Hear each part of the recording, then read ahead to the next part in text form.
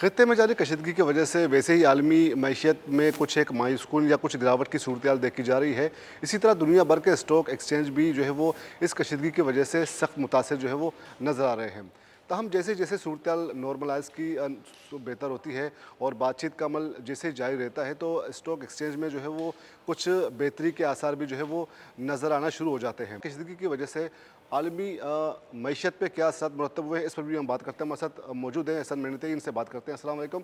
ये बताइएगा कि इस सूरत हाल को आप किस तरह देखते हैं? देखिए, आई थिंक कि ये काफ़ी ज़्यादा जो है वो तशवीशनाक बात है और आई थिंक ये पॉलिटिकल मोटिव्स इसमें होते हैं। बेसिकली जो है इस वक्त मेंबर्स ओपेक के अगर आप जीसीसी में देखें तो वो सऊदीया रह गया है और इसके अलावा जो है हमने देखा है कि एक आध और कंट्री कोई है। बट तो ओपेक जो है उसका रोल काफ़ी ज़्यादा जो है वो कम है। ओमान पहले मेंबर नहीं था, बहरीन भी मेंबर नहीं था और आई थिंक कतर भी इससे निकल चुका था, अब यूएई भी निकल चुका है।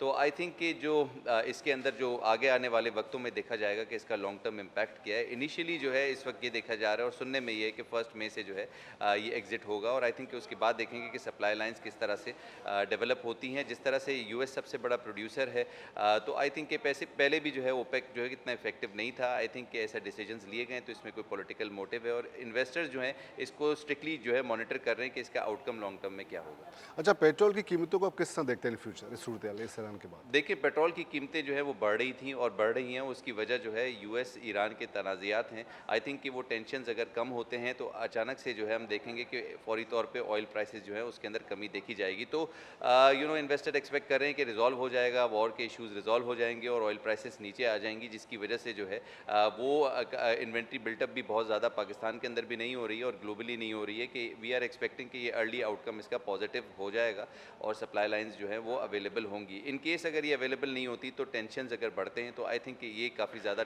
तशवीशनाक हो सकता है। इसके लिए जो 90 डेज़ की स्ट्रेटजी है इन्वेंट्री लेवल बिल्टअप का पाकिस्तान के लिए, वो एक अच्छी स्ट्रेटजी है और आई थिंक कि उस पर इफेक्टिवनेस हो तो पाकिस्तान के लिए काफ़ी सिक्योरिटी पॉइंट ऑफ व्यू से बेनिफिशियल होगा। अच्छा, इस वक्त हम देख रहे हैं कि जिस तरह एशियन स्टॉक मार्केट में भी एक गैर यकीनी की सूरत हाल जो है वो देखी जा रही है और पाकिस्तान स्टॉक एक्सचेंज में भी गुज़श्ता कई रोज़ की गिरावट के बाद आज कुछ रिकवरी की तरफ मार्केट जा रही है।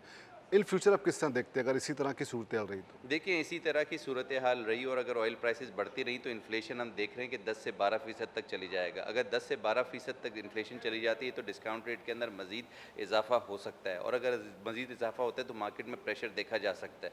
बट पॉजिटिव इम्पैक्ट ये है कि मार्केट के अंदर अर्निंग्स काफ़ी ज़्यादा मुस्बत देखी जा रही हैं। इन हालात के बावजूद जो है सेल्स भी बढ़ रही हैं, अर्निंग्स भी कंपनीज़ की बेहतर हो रही हैं, तो जिसकी वजह से ऑयल सेक्टर का काफ़ी ज़्यादा सपोर्ट जो है मार्केट में देखा जा रहा है। तो इन्वेस्टर्स जो सपोर्ट है या फिर इंस्टीट्यूशनल सपोर्ट इतना ज़्यादा है कि मार्केट में हम मज़ीद गिरावट इतनी ज़्यादा नहीं देख रहे। बहुत बहुत शुक्रिया, बहुत बहुत शुक्रिया।